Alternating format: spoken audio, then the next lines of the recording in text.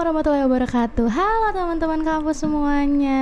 Kembali lagi ya di Unisba TV dalam program Komunikasi. Mau cari yang asik? Sudah pasti di Komunikasi. Tepuk tangan. Tepuk tangan. Oke. Nah, Kang Farel, Ya. kita udah melewati banyak banget ya episode-episode tipe komunikasi nih ya. Betul udah banget. mulai dan kita juga kayak udah ngomongin banyak hal nih di komunikasi. Yes. Ada berbagai macam aspek ya, Banyak mulai banget. dari seni, prestasi, apalagi tuh. Musik. Bener, ya banyak kan? banget ya. Terus kesehatan juga ya. Betul sekali. Nah, hari ini kita mau ngomongin kesehatan lagi nih. Oh, kesehatan lagi kita hari ini. Kesehatan lingkungan yang pastinya penting banget ya, karena aspek kehidupan sehari-hari nih. Ini Yes, sangat-sangat betul. penting seperti itu. Yes, hari ini juga sangat menarik. Kita bakal ngundang salah satu dosen dari Fakultas Kedokteran Unisba. Langsung saja kita sambut. Ini dia Dr. Titik Respati. Selamat datang, Dok. Halo, Dok. Terima kasih sudah meluangkan waktunya ya. Kita berbincang-bincang hari ini. Iya. Nah, gimana kabarnya, Dok? Alhamdulillah baik. Dikasih minum. Oke, nah Dok, boleh diceritain gak sih dokter ini, karena kita kan mau ngomongin kesehatan lingkungan ya, Dok. Yes. Nah, kalau dari dokter sendiri gimana nih, Dok? Apakah memang latarnya kesehatan lingkungan atau seperti apa? Baik, saya S1-nya cuma dokter gigi, tapi S2 dan S3 saya lebih ke kesehatan masyarakat karena ternyata saya nggak suka klinis ya. Buat saya klinis itu tidak menyenangkan buat saya pribadi. Saya lebih suka untuk sesuatu yang jalan-jalan yang gitu-gitu ya. Nah, dan kebetulan saya juga sangat tertarik pada isu-isu soal lingkungan. Jadi kemarin saya S2 dan S3-nya memang ngambilnya soal kesehatan lingkungan. Oh, seperti itu. kesehatan Jadi lingkungan. memang ketertarikannya di kesehatan Betul. lingkungan ya, Dok ya. Betul. Oke, Dok, tadi kan sudah disinggung Kang Farel juga ya, kalau dokter ini seorang dosen juga di Fakultas Kedokteran. Selain sebagai dosen, sekarang kesibukannya apa nih, Dok? Saya kebetulan diminta untuk jadi sekretarisnya LPPM, Lembaga Penelitian dan Pengabdian kepada Masyarakat. Itu yang ngurusin penelitian, ngurusin pengabdian, ngurusin inovasi, ngurusin hak cipta, begitulah. Jadi hak cipta ya? karena sekarang ini kan Unisba itu keren banget ya, dosen-dosen dan mahasiswanya itu sudah banyak sekali menghasilkan hak cipta. Mulai dari yang rumit banget, yang futuristik banget. Kalau yang sekarang sedang kita sedang tren kali ya. Sedang itu adalah soal plasma dingin yang untuk soal masalah sampah. Kemudian juga kita punya juga berbagai macam inovasi mulai dari teman-teman di kedokteran, teman-teman di teknik terutama, dan sekarang juga teman-teman di Fakultas Sosial Humaniora sudah punya inovasi. Jadi keren banget. Jadi hak cipta kita, paten kita itu juga sudah semakin lama semakin kesini semakin banyak. Karena kita keren banget lah pokoknya dosen dan mahasiswanya. Ya. Alhamdulillah, berarti ya semakin banyak inovasi Makin nih banyak Kang inovasi Farel banget. ya. Oke. Gimana, Kang? Ya, jadi Bu dokter ini dia juga sebagai ini ya, Bu ya, perwakilan dari program Zero Waste ya, Bu ya, di Iya Unisba. tuh gimana ya, saya kok disuruh lagi. Oke, saya diminta untuk bukan perwakilan kali ya, hanya mengkoordinasi teman-teman untuk koordinasi.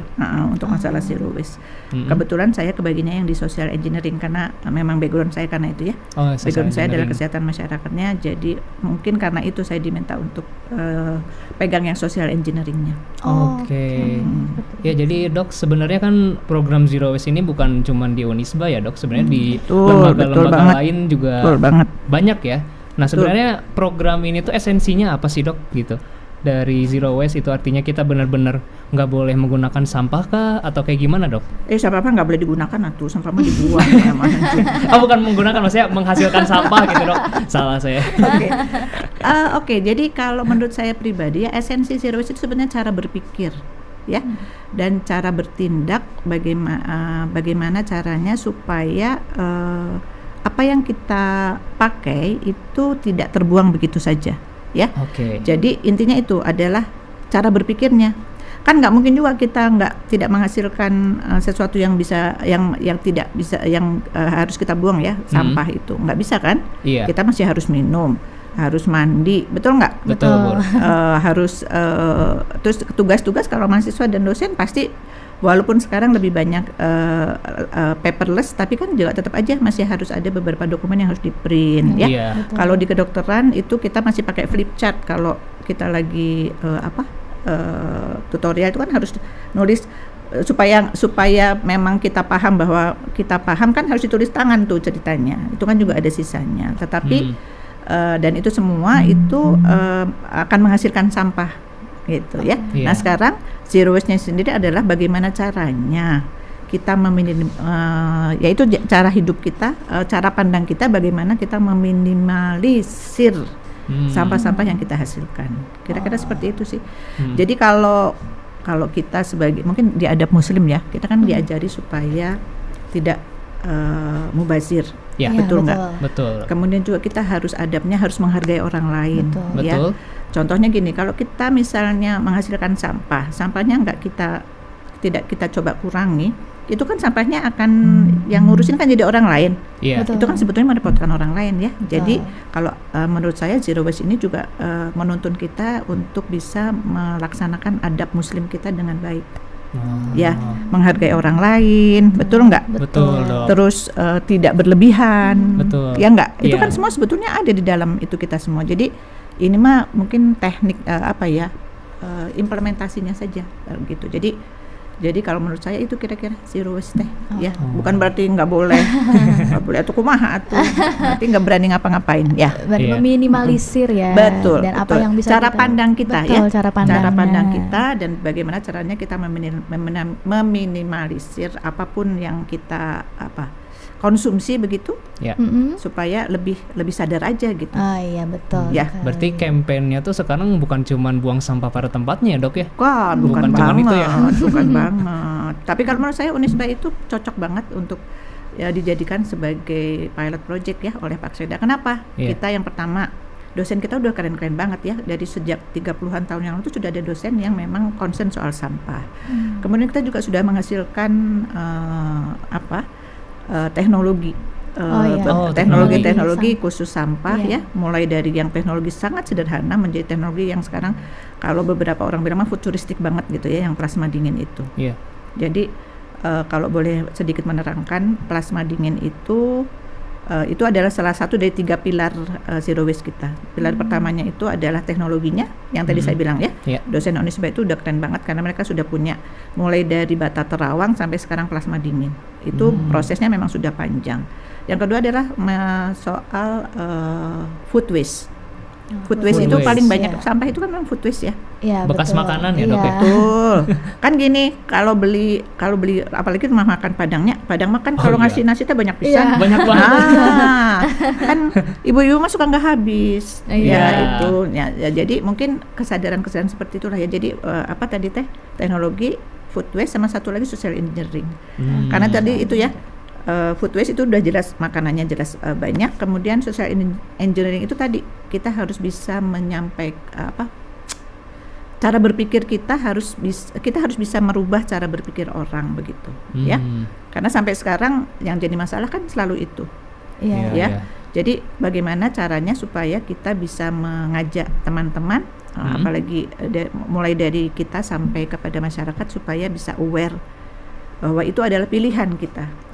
Gitu. Kan pilihan ya sampah teh ya. Pilihan. Kamu mau minum pakai mau nggak? Kan sekarang mah gayanya kalau nggak ke kafe teh asa kurang kumaha gitunya. Kalau nggak ngopi teh ya. Betul. Kopi itu kan ada pilihan. Kamu mau pilih pakai yang cup plastik yang dari mereka atau kita bawa tumbler. Gitu kan. Itu kan pilihan. Gitu ya. Kemudian kalau kita beli botol minum juga kan pilihan. Nah kalau Unisba kalau Unisba itu bukan hanya sekedar ngasih tahu, tapi juga memberikan sarana. Contohnya pernah lihat kan kita udah punya drinking station. Water station. Jadi kan kita nggak cuma bilang, jangan jangan sembarangan aja itu, tapi kan kita Unisba juga menyediakan tumbler kan juga dikasih ya. Betul. Masih punya nggak? Masih dipakai dok sampai sekarang. Masih dipakai. Nah alhamdulillah, nah gitu kan. Jadi kalau Unisba sendiri mah udah betul-betul nggak cuman ngomong doang gitu kan, tapi memberikan sarananya. Jadi walk the talk-nya juga gitu. Kemudian yang lebih keren lagi kalau di kita itu soal sampah. kita tuh udah benar-benar bagus loh. Sebagai institusi pendidikan, semuanya kan harus berdasarkan data. Iya. Tahu nggak kamu kalau kita itu punya data harian sampah loh? Oh, Keren banget. Jadi tiap hari sampah itu diukur. Sampah kan kita anggap tiga golongan aja ya. Ada sampah food waste itu sampah basah organik. Kemudian sampah non-organik yang masih bisa dijual, masih bisa dimanfaatkan. Yang ketiga baru residu, ya. Residu. Jadi di Unisba itu kita udah punya data ini tiap hari loh, di-update-nya harian loh. Keren banget. Jadi maksudnya gini, sebagai sebuah institusi akademik, institusi pendidikan, itu kan kita nggak bisa hanya ngomong ya, tetap semuanya harus evidence based, harus ada datanya, dan kita punya. Jadi yang tadi saya bilang kalau Unisba dipilih sebagai universitas yang diminta untuk membuat pilot project itu ya cocok banget gitu loh. Kita punya expertise-nya, kita melakukan prakteknya juga dilakukan ya. Di belakang sini kan ya, kita kan pernah lihat nggak? Kita tuh udah punya maggot. Kita punya bata terawang. Bata terawang itu adalah untuk bikin sampah organik jadi pupuk. Jadi kita udah punya maggot, udah punya bata terawang, udah punya pirolisis, pokoknya segala macam teh ada. Gitu, keren.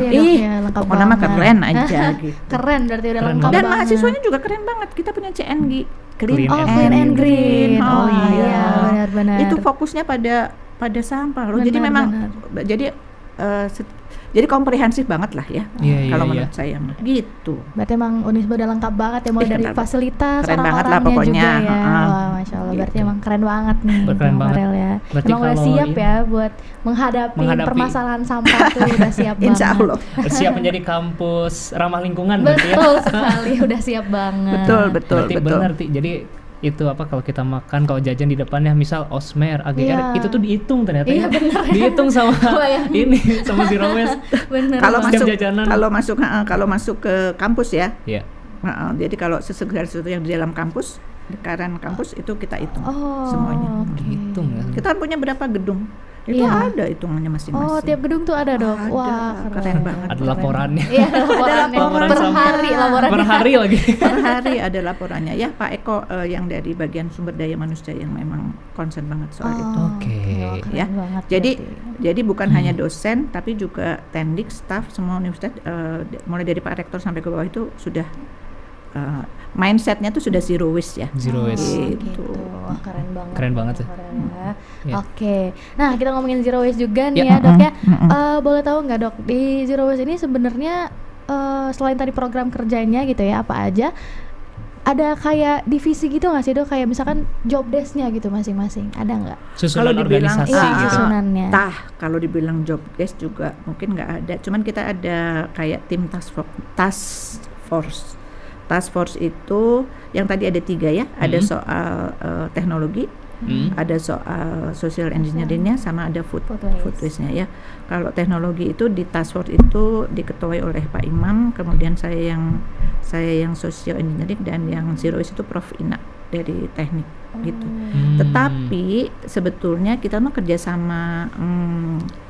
Yang menurut saya perlu diapresiasi itu adalah justru teman-teman mahasiswa dan dosen-dosen yang membimbing, karena mereka itu betul-betul dalam tanda kutip ya, dengan sukarela, dengan sangat semangat mau untuk ikutan mengembangkan program ini gitu. Jadi apresiasi saya buat mereka semua, karena itu tadi kan kita tuh berhubungan dengan masyarakat ya. Karena sekali lagi kalau kita bicara social engineering pasti hubungannya sama orang lain. Betul. Ya? Betul. Dan orang lain itu kan dinamikanya kalau di luar kan luar biasa ya deh. Kayak di kampus ya. Jadi ada yang semangat, ada yang males, ada yang segala macam lah ya. Nah, teman-teman dosen pembimbing lapangan dan mahasiswa itu yang akan sedang mencoba sekarang ini. Jadi kan sekarang udah berjalan berapa bulan ya? Mulai dari sebelum lebaran deh, lebaran. Jadi berapa bulan tuh? 2 bulanan gitu. Itu mereka benar-benar membimbing dari awal sampai akhir begitu. Jadi tapi sekali lagi kita tuh selalu berdasarkan data ya. Jadi yang awal mereka lakukan itu net assessment dulu, mereka survei dulu segala macam untuk memastikan masalahnya teh naon sih gitu tah. Masalah utamanya itu apa di daerah situ. Jadi kita bukan one for all for one lagi. Kalau kayak gitu kan pokoknya semua dianggap sama aja ya. Tapi itu kan berdasarkan asumsi. Kalau kita bedanya adalah kita berdasarkan data. Jadi misalnya kita di Arca-Manik itu kayak tadi kalau di Indonesia kan udah jelas datanya ada ya. Jadi udah ketahuan mana yang organik, mana yang non organik, mana yang residu, mana yang dimasukin ke mana dijadikan apa di Bata Terawang, mana yang untuk maggot, itu kan jelas. Nah kemudian ada juga tinggal sisanya yang dibuang ke kalau residu kan kita udah nggak bisa apa-apa, itu memang akan dibuang ke TPA, itu sudah jelas.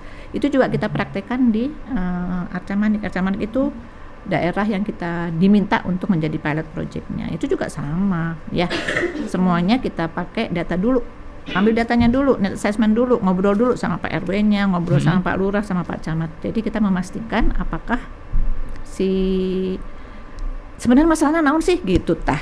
Gitu. Jadi nggak cuman asumsi kita pokoknya kamu mah perlunya edukasi, enggak gitu. Karena masyarakat sekarang paralinter. Keren-keren banget. Dicari dulu akar masalahnya ya dok. Benar. Ada analisis situasinya. Analisis situasi dulu. Ada analisis terus kemudian kita akan partisipatory riset juga jadi akhirnya ya. Karena kita bareng-bareng sama mereka. Jadi mereka juga ikutan, ambil data juga, memberikan solusi juga. Kita juga berusaha untuk mendampingi ya. Jadi expertise-nya dan kemudian juga kewilayahannya ya. Pak Camat, Pak Lurah, Pak RW, Pak RT itu kita rengkuh juga, kita ajak bareng-bareng untuk menyelesaikan masalah di tempat mereka. Keren begitu. Sudah luas sekali. Luas banget ya. Keren lah pokoknya.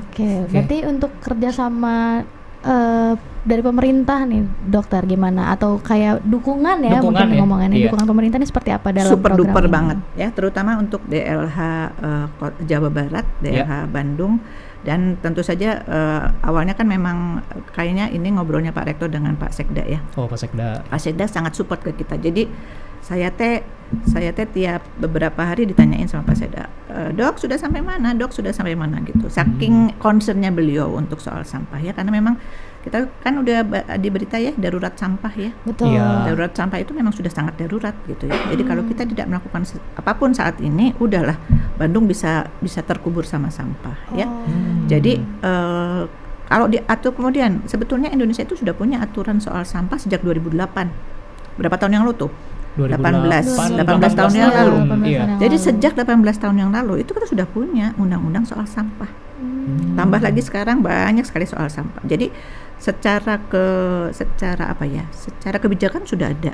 Betul. Kemudian juga secara kelembagaan ya. Jadi yang tadi saya bilang DLH Kota, DLH Jabar, Pak Lurahnya, Pak Camatnya itu semua sangat mendukung.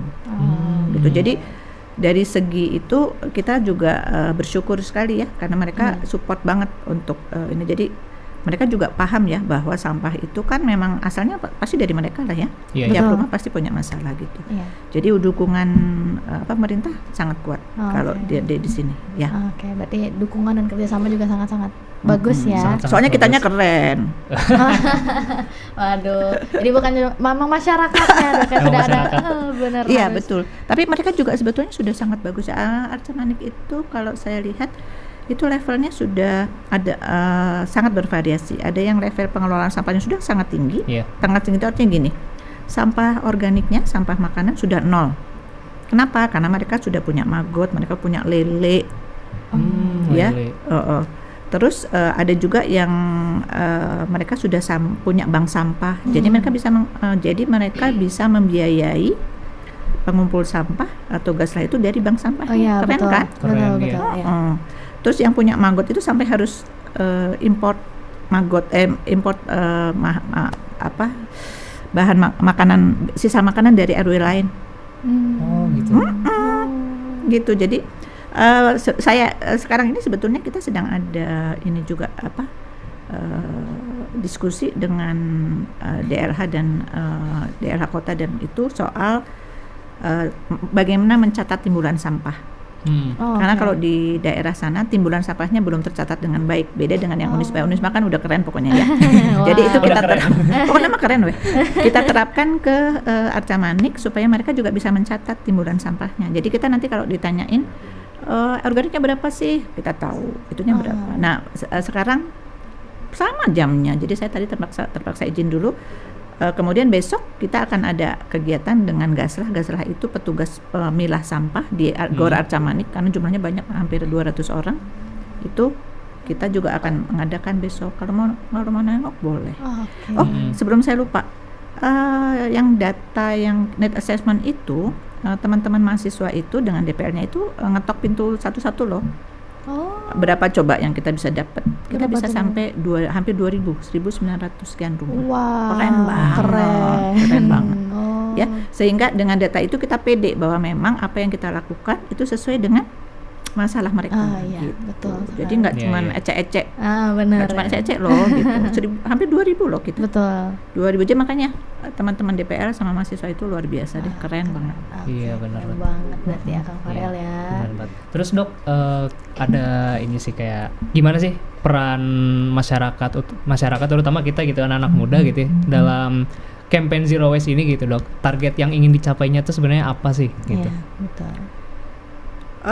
Apa ya? Jangan ribetin juga nya. Mungkin boleh. Kalau saya mungkin barangkali 3S meren ya, simple, 3S. satset sama sustain. 3S. Simple itu adalah sekarang tinggal masing-masing dari kita. Apa yang bisa kita lakukan? Sesimpel mungkin. Ulah jangan berharap yang terlalu itulah ya. Kalau berharap itu malah nanti nggak nyampe. PHP nanti teh gitu ya. Jadi yang kita lakukan aja apa? Contoh ya sekarang. Kalau teman-teman tuh masih suka jajan dan beli apapun, tolong dihabisin, minimal itu aja.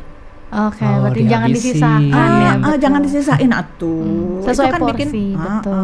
Itu kan bikin repot sama orang lain yang tadi itu ya, adab kita, adab muslim. Jangan menambah jangan membuat masalah untuk orang lain kan? Betul. Iya, betul enggak? Betul.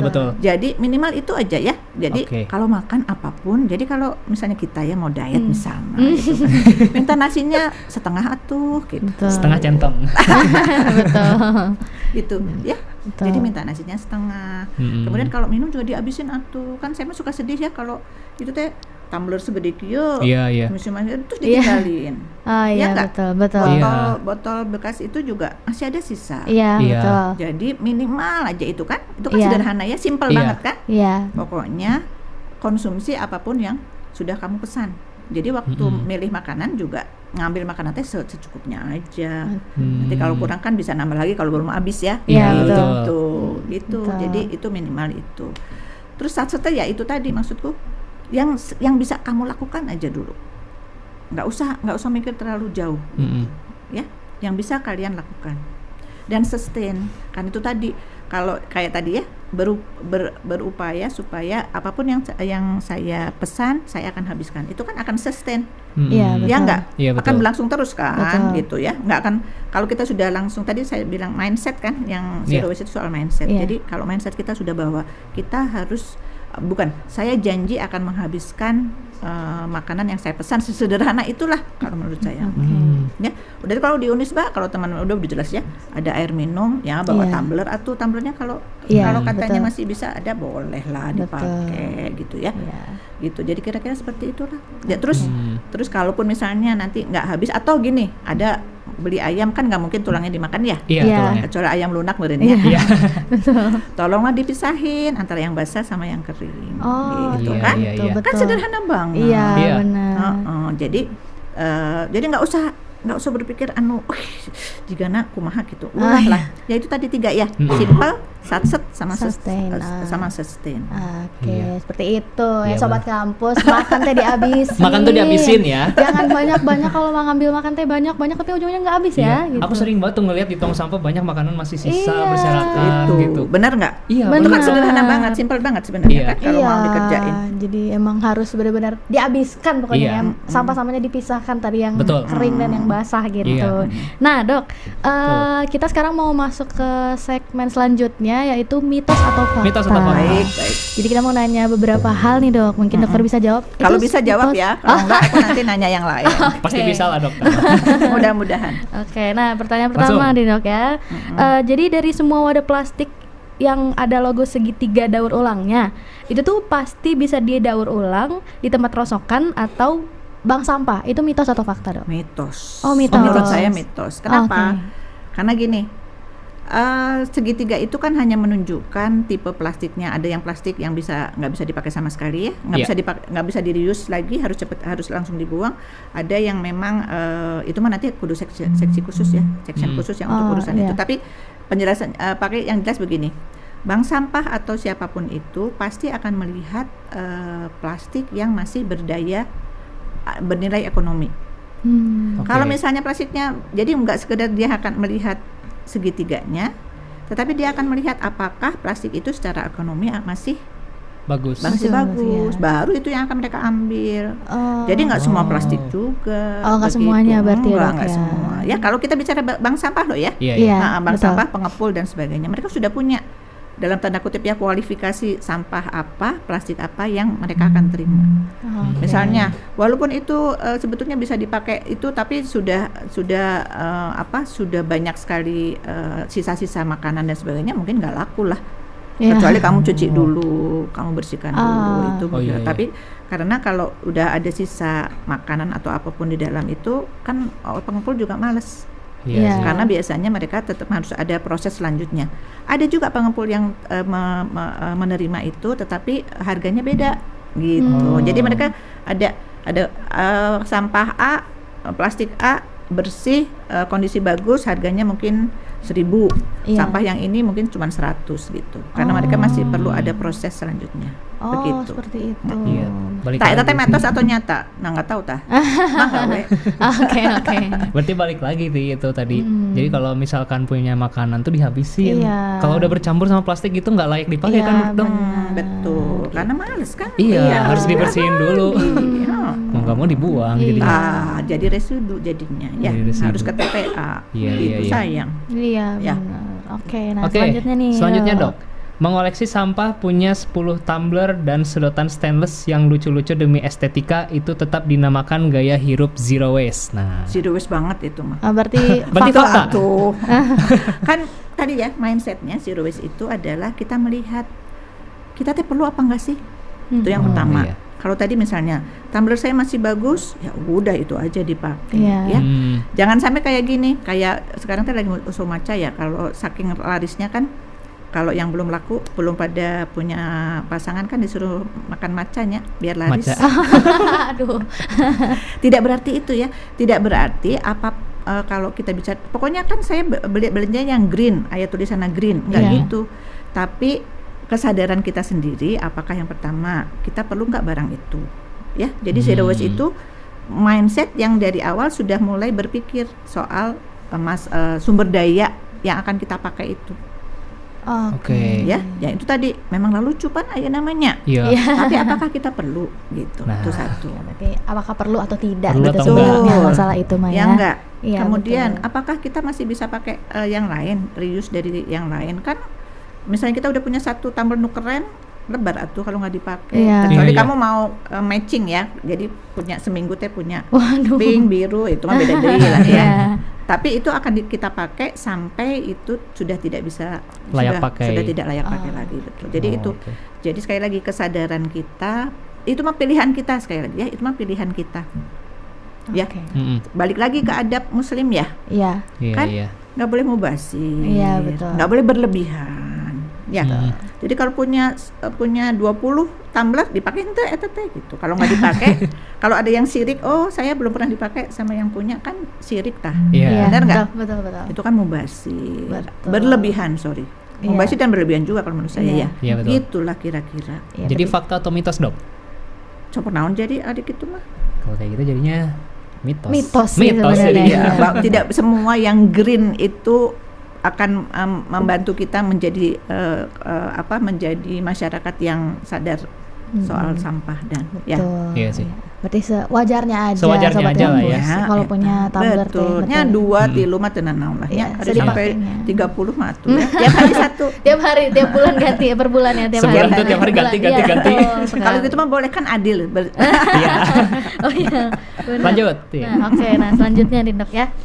Membakar sampah dedaunan kering atau kertas di area sekitar kampus atau rumah itu tuh aman bagi lingkungan karena bahannya organik. Oh, Organik itu sering banget banget. bahannya. Jadi mitos atau fakta Dok? Organik banget bahannya, tapi hasil bakarannya itu yang Oh, oke.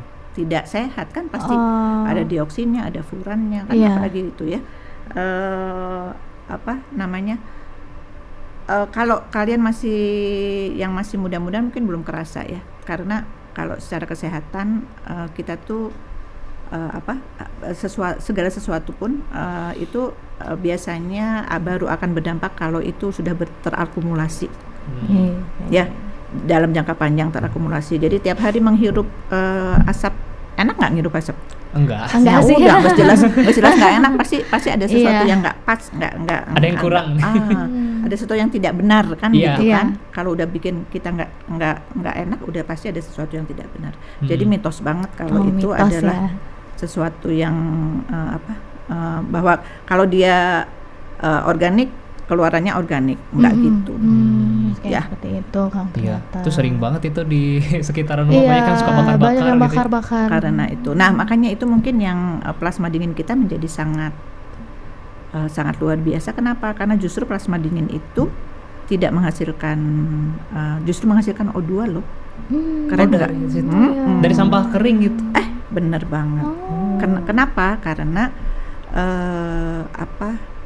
metodenya itu adalah mereka plasma dingin itu adalah dengan memecah rantai karbon. Kamu tahu rantai karbon nggak? Contohnya CO2. CO2 ya. Ya, kan karbon. Karbon. C dipecah jadi CO2 dipecah C-nya jadi C dan O2. O2. Oh, CO2. Kan menghasilkan O2. Iya, iya. Jadi plasma dingin kita teh justru menghasilkan O2 loh. Dan sudah kita terbukti dari lab ya, itu 20%. Oh. Keren, pokoknya keren banget. Ya, jadi menghasilkan O2 justru itu. Jadi kalau yang lain, pembakaran sampah yang lain kan menghasilkan racun, dioksin, furan dan sebagainya. Iya, iya. Gitu. Itu ya sangat membedakan antara teknologi yang kita punya dengan yang masih ada di luar sana gitu. Tapi Dok mau nanya, itu kan kalau misalnya di Zero Waste Kampus Unisba itu kan ada alatnya ya, plasma dingin gitu. Nah, kalau misalnya di masyarakat gitu, sampah daun kering itu sebaiknya diapain gitu dengan tidak ada alatnya itu? Oke, banyak sekali cara pengolahan sampah organik ya. Iya. Yang tadi saya sudah cerita, mulai dari bata terawang. Jadi teknologi kita sangat berkembang kan. Bata terawang itu salah satunya adalah bagaimana kita mengolah sampah organik untuk dijadikan bahan yang bisa bernilai ekonomi. Jadi pupuk itu. Oh, iya. Cuman saja mungkin yang berbeda adalah soal waktu dan mekanismenya gitu. Kalau bata terawang ya sama aja dengan bikin pupuk ya, bisa perlu waktu mungkin sebulan baru bisa panen, sebulan 2 bulan baru bisa panen gitu. Kemudian kita juga ada di masyarakat itu di Arca Manik juga sudah diterapkan, ada namanya LOSEDA, lodong sesa dapur. Lodong sesa dapur. Bahasa Sunda. Iya, itu teknologi sederhana banget ya, cuman pipa ditaruh di tanah, terus sisa dapurnya dimasukin situ. Jadi kurang lebih sama-sama berterapang, nanti hasilnya jadi pupuk juga. Oh, gitu. Kemudian maggot kan sisa makanan kita pakai maggot gitu. Jadi Iya, banyak maggot sekali teknologi untuk pengelolaan sampah. Nah itu yang kita juga kerjasama sama DLH, Kota DLH Jabar itu, karena mereka punya expert di situ. Kita punya expert, mereka juga punya expert. Gitu. Iya. Jadi banyak sekali caranya. Kalau yang plasma dingin itu mah mungkin adalah teknologi terbaru begitu. Paling baru ya. Paling baru ya. Alhamdulillahnya, dan kita yang punya patennya gitu. Oke. Gitu. Keren. Wah. Jadi dari yang konvensional sampai yang advance banget ya kita punya gitu. Oh iya, benar. Wah, keren ya. Oke. Nah, untuk sesi mitos dan fakta tuh tadi ya beberapa. Jadi gitu sobat kampus, ada yang mitos, ada yang fakta juga gitu ya. Yep. Nah, sekarang kita mau nanya-nanya lagi nih Dok ya. Mungkin lebih ke tips dan aksi dari mahasiswanya nih Dok, kayak gitu. Nah, yang pertama mungkin lebih ke buat mahasiswa nih yang pengen banget mulai hidup minim sampah, tapi mageran gitu kan, anak sekarang mageran ya, mageran banget gitu. Ini apa sih mungkin langkah-langkah kecil yang bisa dipraktikan langsung gitu, apalagi mahasiswa Unisba nih Dok, kan banyak mager gitu, buang sampah tuh mager juga gitu. Gimana nih Dok kira-kira? Ya tadi mungkin ya yang tadi kita udah diskusikan awal ya, yang pertama itu kalau jajan habisin. Oke, berarti 3S tadi ya. Iya, itu aja pakainya. Ya enggak? Iya, benar. Yang simple itu sesuai banget dengan kita sendiri kan. Mungkin ada yang sudah memang sudah melaksanakan sudah mempraktekkan kalau pokoknya makanan mah habis tekenging mubazir gitu Pak. Iya. Ada, tapi ada juga yang masih oh iya ini enggak enak ini enggak enak. Kasihin atuh temennya gitu, suruh makan temennya siapa tahu mau. Ya kan? Iya, benar Dok. Katanya kan ada yang bilang gini, sampah orang lain tuh bisa jadi benda berharga buat ya kan? Buat orang yang lain gitu. Sampah buat saya bisa jadi benda berharga buat orang lain gitu kan. Itu juga makanya gitu. Jadi kalau aku ada yang nggak suka juga aku ketawain, nggak mau, ada yang mau nggak ini gitu kan. Gitu. Oke, berarti. Terus yang itu tadi kita tuh udah punya itu air loh gitu. Iya. Iya sih balik lagi. Kalau nggak bawa tumbler ya mungkin sekarang kan alhamdulillah ini komunikasi sudah punya gelas kayak ini contoh yang baik. Benar. Gitu ya, nggak pakai plastik gitu. Gitu kan. Walaupun semager-mager, napan gerak oge pan saeutik mah. Iya, benar. Gitu, ya. Benar Dok. Jadi paling nggak kalau kita makan dihabiskan, terus sisa makanan dipisahin gitu aja udah sangat membantu sebetulnya. Iya. Nah, gitu. Berarti nggak usah mager-mager ya sobat kampus, Nggak usah karena mager-mager. sudah difasilitasi gitu di kampus juga banyak banget. Kita gitu. ini kampus ramah lingkungan loh. Betul. Jadi kita nggak usah mager ya. Iya loh. Langsung aja betul. Langsung aja. Jadi gimana nih Kang? Berarti emang 3S tadi ya kita harus terapin di dalam mindset 3S. kita. Harus diterapin gitu ya. Bener. Mulai dari sekarang, jadi nggak boleh ada mager-mager lagi dan membuang sampah lagi gitu, meminimalisir sampah. Oke, nah selanjutnya nih ada pertanyaan apa nih Kang? Iya, jadi Dok, kalau dari dokter sendiri itu gimana caranya menerapkan zero waste lifestyle di tengah kesibukan dokter gitu sebagai dosen gitu? Nah, intinya barangkali gini, aku mah tidak mau menambah problem. Jadi itu tadi saya mencoba menerapkan itu ya tadi kalau makan dihabiskan minimal itu. Kemudian kalau yang tadi kalau saya memang dikasihnya pakai botol ya saya habisin kalau enggak ya saya bawa pulang. Botolnya dibawa lagi. Terus apa lagi ya? Nah kadang-kadang sesuatu yang kebiasaan itu jadi kadang-kadang malah lupa aku ngapain lagi ya. Kalau di rumah sih saya sudah memilah sampah karena kebetulan di rumah saya itu ada, di belakang rumah saya itu ada sungai, bantarannya itu saya pakai untuk sampah organik. Oh gitu. Jadi begitu ada sampah dari dapur langsung buang ke situ, sisanya baru kalau dus dan sebagainya saya tumpuk karena itu jadi barang berharganya buat pembantu ya. Karena mereka bisa jual lagi itu. Residunya insya Allah sih nggak terlalu banyak kalau dari rumah gitu. Dan anak-anakku diajari, mereka udah bawa tumbler dan sebagainya. Kalau saya kadang-kadang tumbler teh buat saya justru jadi mungkin agak merepotkan. Kenapa? Saya teh pelupa. Jadi tumbler teh ketinggalan gitu. Jadi kalau saya pribadi ya itu tadi saya berusaha supaya apapun yang saya terima itu saya habiskan. Itulah kira-kira kayak gitu aja, sederhana. Pokoknya jangan menambah masalah gitu aja. Ya. Kemudian sekarang juga untuk pelajaran semua saya coba upayakan semuanya paperless. Paperless berarti ya Dok. Jadi anak-anak mahasiswa tingkat apapun kalau mau diskusi dengan saya mah pakai email aja. Saya akan minta. Jadi saya nggak pernah minta hard copy. Berarti. Dan kebetulan kami dikasih pilihan. Apakah biasanya gini nanti ditanyain, Dok mau hard copy atau soft copy? Saya selalu akan memilih soft copy. Iya sih. Begitu. Tuh jadi upaya saya aja supaya itu tadi. Kalau pakai hard copy itu lagi saya short memory lupa lagi entar. Kalau ini kan sekarang gadget kan luar biasa ya. Iya, betul, dimanapun. Blessing and curse juga ya. Jadi dimanapun kan bisa. Jadi kalau saya punya waktu saya pelajari gitu. Jadi dari segi dari saya pribadi kayak gitulah kurang lebih berupaya seminimal mungkin paperless sama itu tadi upaya-upaya simpel yang saya mempraktekkan juga 3S itu. Oke, berarti yang simpel-simpel aja, Simpel aja. Sangat-sangat bekerja gitu. Betul. Ya. Iya. Oke, nah Dok, tadi kan kita sudah sebelumnya ada sesi mitos dan fakta ya Dok ya. Nah sekarang kita ke sesi kupas. Kupas. Apa tuh kupas tuh Kang? Kumpulan pertanyaan asik. Itu dia. Nah gitu. Jadi ada beberapa pertanyaan dari sobat-sobat kampus nih Dok yang mau ditanyakan. Jadi mungkin dokter bisa bantu jawab seperti itu. Mudah-mudahan bisa jawab ya. Oke. Boleh silakan pertanyaan pertamanya apa? Pertanyaan pertama dari Sasmulki. Gimana cara kita ngasih tahu ke orang yang bandel buang sampah sembarangan? Gimana nih? Sekarang pertanyaannya dari siapa itu teh? Sasmulki udah buang sampah beneran belum? Waduh, gimana nih? Udah buang sampah yang benar belum? Iya dong, kan harus tetap aja harus walk the talk ya. Kalau kita mau ngasih tahu, harus ngasih, kita sendiri udah harus melaksanakan dong. Betul. Kalau kitanya aja belum melaksanakan, kumaha ngasih taunya? Malu kalau saya mah ya. Iya sih, benar-benar. Iya, jadi menurut saya kalau bagaimana caranya supaya mau ya harus kita praktekkan, harus kita berikan contoh. Jadi kalau saya memang dari awal sudah sudah selalu buang sampah pada tempatnya. Kan sekarang juga itu udah dikasih tiga tempat kan ya?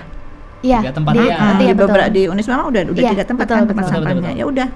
Jadi sekali lagi, kalau kita ingin orang lain mau mengikuti apa yang kita sampaikan, harus kita beri contoh dulu. Oh iya. Sesederhana itulah, nggak usah pakai belajar teori komunikasi meureunnya. Bagaimana cara mengkomunikasikan berita buruk gitu kan. Iya kan nggak perlu gitu ya.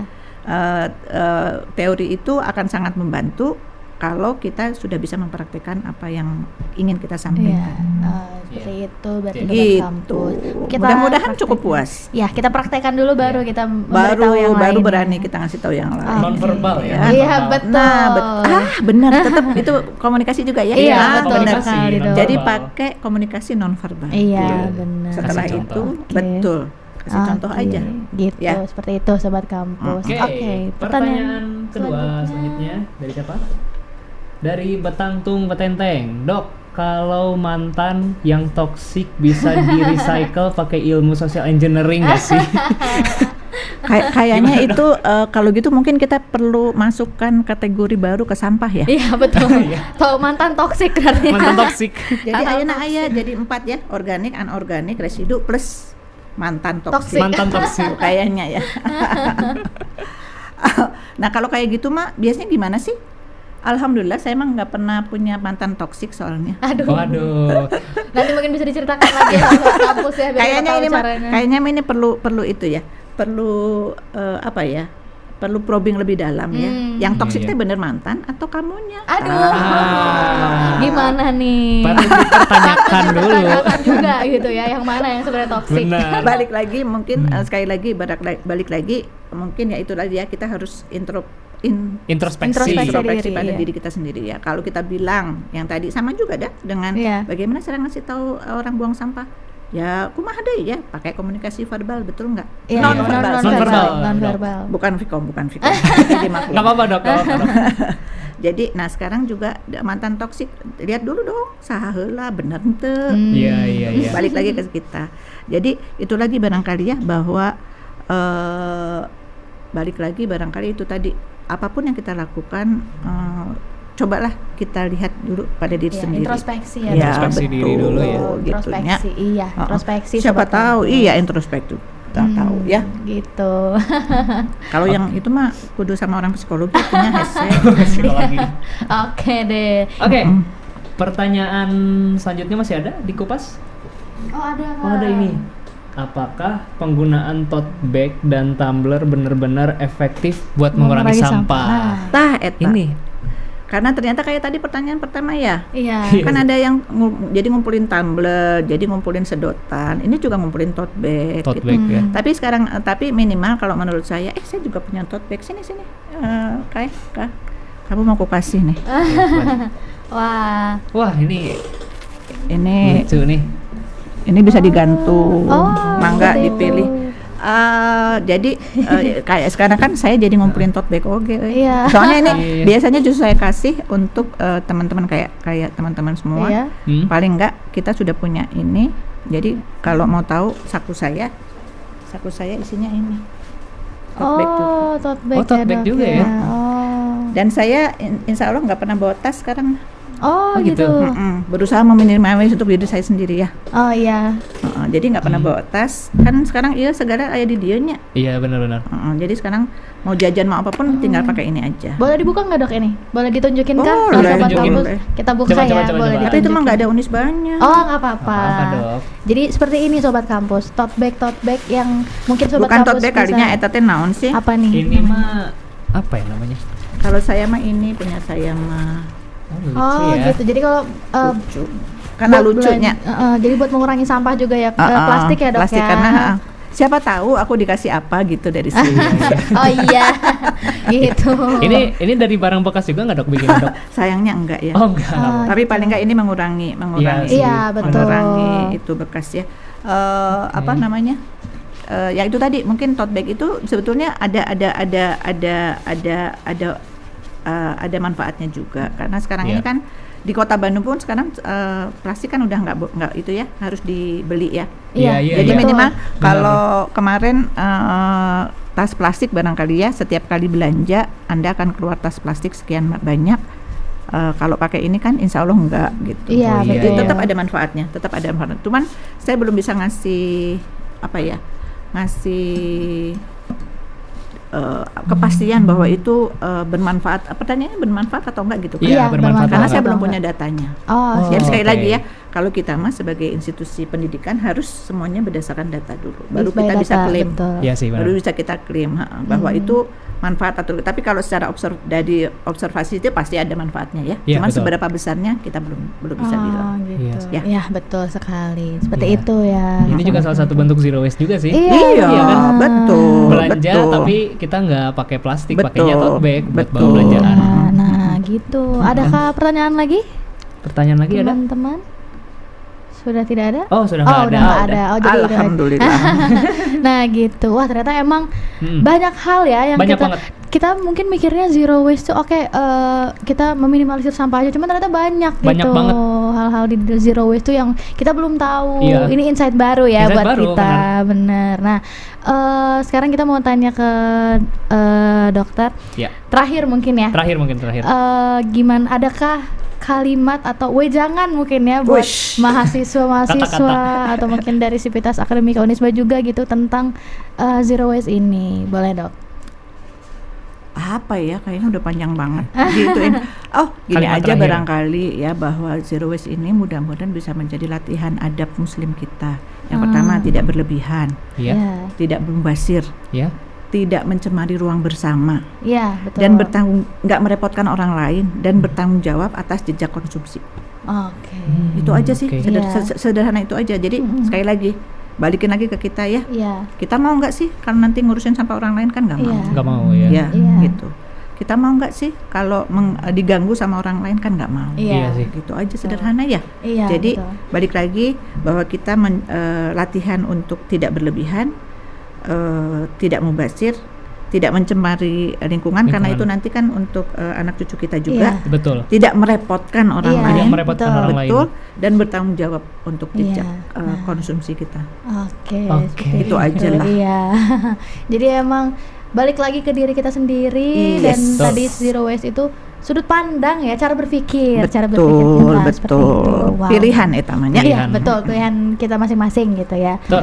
Wah, seru sekali Seru ini banget. zero waste ini, banyak banget insight dan pembelajaran ya Pembelajaran. yang kita Alhamdulillah, dapat. mudah-mudahan. Iya. Terima kasih banyak Terima kasih dokter banyak, sudah sama. mau meluangkan waktu berbincang-bincang dan memberikan insight yang baru lagi gitu ya buat Ya. kita dan sobat kampus di rumah juga. Betul. Semoga makin ada kesadaran ya, tumbuh kesadaran Iya. juga gitu ya. Setelah video ini tayang, semoga yang nonton wah jadi pengen Iya. ini ya milah-milah sampah Jadi gitu. nggak membazir lagi Iya, udah nggak makanannya membazir lagi. gitu. Semoga ya. Semoga. Nah, Amin.